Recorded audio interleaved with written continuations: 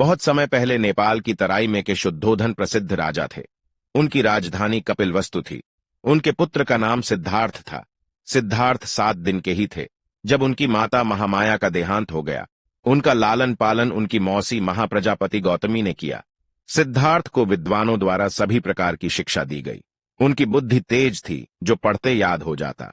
वीर राजा के पुत्र थे, अतः उन्हें युद्ध की सभी कौशल सिखाए गए। अभ्यास हेतु उन्हें वन भी भेजा जाता था। वे बड़े संवेदनशील थे। शिकार करने के बजाय वे सोचते कि क्या पशु पक्षियों को मारना ठीक है। पशु पक्षी तो बोल भी नहीं सकती। उनका विचार था कि जिसे मैं जीवन नहीं दे सकता, उसका जीवन लेने का मुझे क्या अधिकार है। वे बिना शिकार किए ही लौटा आए। एक बार उन्होंने हिरन की ओर निशाना साधा, सहसा दृष्टि पास खड़ी उनकी मां पर पड़ गई। मां की बड़ी बड़ी आंखों में तैरते दया याचना के भाव ने उनकी आत्मा को द्रवित कर दिया। वे तीर नहीं चला सके और वापस लौट आए। बालक सिद्धार्थ जिज्ञासु प्रकृति के थे। उनके व्यवहार में अनोखापन विद्वानों ने भविष्यवाणी की थी कि वे एक दिन अपना घर बार त्याग कर सन्यासी हो जाएंगे। वे संसार को मानवता की शिक्षा देंगे। वे सन्यासी ना हो जाए, इसलिए उनके पिता ने यशोधरा नाम की एक सुंदर कन्या से उनका विवाह कर दिया। सिद्धार्थ ने इसे बंधन माना।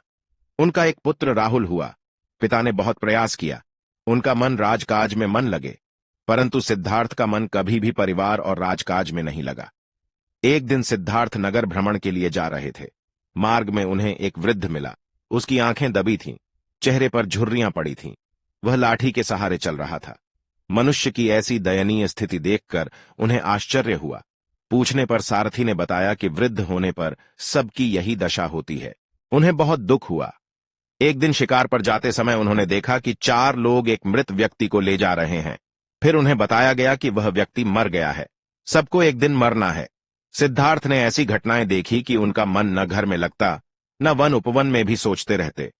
मनुष्य को इतनी कष्ट क्यों भोगने पड़ते हैं? क्या इनसे छुटकारा मिल सकता है? एक दिन जब महल के सब लोग सो रहे थे, सिद्धार्थ उठे, अपनी पत्नी और नन्हे मुन्ने पुत्र की ओर गए। वहां उन्होंने कक्ष में रखी दीपक की प्रकाश में नींद में डूबे उन चेहरों को देखा। एक क्षण को मन में कमजोरी आई, परंतु वे संभल गए। वे महल के बाहर आए। उन्होंने सेवक को साथ लिया और शीघ्र ही में घोड़े पर सवार होकर महल से दूर निकलकर एक स्थान पर रुके। वहां उन्होंने राजसी वस्त्र उतारकर सेवक को दिए और सादे कपड़े पहन लिए। उन्होंने घोड़ा लेकर सेवक को वापस जाने को कहा। साथ भी यह कहलवा दिया कि अब मैं सत्य की खोज करके ही लौटूंगा। उस दिन के बाद सिद्धार्थ कभी वापस घर नहीं आए, जब तक कि ज्ञान की प्राप्ति नहीं हुई। सन्यासी की भांति सिद्धार्थ जगह जगह घूमते रहे। कुछ दिन बाद वे बोधगया पहुंचे और ज्ञान प्राप्त करने का संकल्प लेकर एक वट वृक्ष के नीचे बैठ गए।